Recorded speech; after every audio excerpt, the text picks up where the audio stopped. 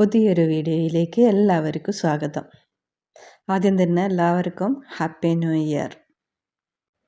അങ്ങനെ വലിയ തരത്തിലുള്ള ആഘോഷങ്ങളൊന്നും ഉണ്ടായിരുന്നില്ല. ചെറിയൊരു കേക്ക് കട്ടിങ്ങും പിന്നെ ഡിന്നറും. ജോലി ഉണ്ടായിരുന്നത് കാരണം പുറത്തൊന്നും പോകാനൊന്നും പറ്റിയില്ല. ഇത് കാരമൽ കേക്കാണ്. നല്ല നല്ല സൂപ്പർ ടേസ്റ്റായിരുന്നു. അത് ഒന്നും പറയാൻ പറ്റില്ല, അത്രയ്ക്ക് വലിയ ടേസ്റ്റായിരുന്നു. ഇത് നെസ്റ്റോന്ന് വാങ്ങിച്ചതാണ്. ഇവിടെ ഇപ്പം നല്ല തണുപ്പാണ് കേട്ടോ. അപ്പോൾ അതുകൊണ്ട് തന്നെ സൗണ്ടൊക്കെ ഒരുമാതിരി ആയിരിക്കുക. അങ്ങനെ കേക്കൊന്നും ഇഷ്ടമില്ലാത്ത ആളാണ് കേട്ടോ ഉണ്ണിയേട്ടൻ. ഉണ്ണിയേട്ടന് ഈ കേക്ക് ഇഷ്ടമായി. ആ കേക്ക് കട്ടിയതിന് ശേഷം ഞങ്ങൾ ചെറിയൊരു ഫോട്ടോ എല്ലാം എടുത്ത് വീഡിയോ ഒക്കെ എടുത്ത്. ഇത് കുഞ്ഞ് കണ്ടിട്ടുണ്ടാവുമല്ലോ വീഡിയോയിൽ, കുഞ്ഞയും കുഞ്ഞേൻ്റെ മോനും. അവർക്ക് കേക്ക് കൊടുത്തപ്പോൾ അവരും കഴിച്ചു കേട്ടോ, അവർക്കും ഇഷ്ടമായിന്. പിന്നെ ബാക്കിയുള്ള ബാലൻസ് വരുന്ന കേക്ക് ഞങ്ങൾ അടുത്ത റൂമിൽ ആൾക്കാർക്കൊക്കെ കൊടുത്തു.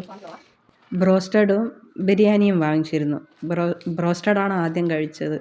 ഇത് ഞങ്ങൾ സ്ഥിരമായിട്ട് വാങ്ങിക്കുന്ന അവിടെ നിന്ന് വാങ്ങിച്ചതല്ല കേട്ടോ, പുതിയൊരു സ്ഥലത്തു നിന്ന് റിവ്യൂ നോക്കിയിട്ട് വാങ്ങിയതാണ്. പക്ഷേ രസം ഉണ്ടായിരുന്നില്ല.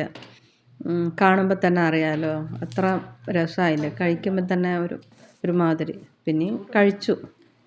ഫ്രഞ്ച് ഫ്രൈസൊന്നും ആയിട്ടേ ഉണ്ടായിരുന്നില്ല. ഒരു ഉരുളക്കിഴങ്ങ് വറവ് മാതിരി, അങ്ങനെ ഫ്രൈ ആയിട്ടുണ്ടായിരുന്നില്ല. പിന്നെ ബ്രോസ്റ്റഡ് ആണെങ്കിൽ പിന്നെ അതിൻ്റെ മുകളിലത്തെ ഭാഗമൊന്നും അത്ര രസം ഉണ്ടായിരുന്നില്ല. ഇത് പിറ്റേ ദിവസത്തെ വീഡിയോ ആണ് കേട്ടോ. ഇതിൽ ഞാനൊരു കാര്യം പറയാം.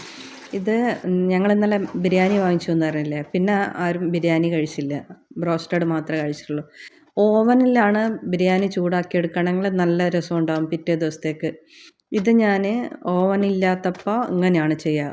നമ്മൾ അപ്പം ഉണ്ടാക്കുന്ന അപ്പച്ചെമ്പിൽ അതിൻ്റെ തട്ട് വെച്ച് ബിരിയാണി അതിലേക്ക് ഇട്ടിട്ട് മൂടി വെക്കും. എന്നിട്ട് പിന്നെ ഒരു 5 മിനിറ്റോ 10 മിനിറ്റോ അത്ര മതി.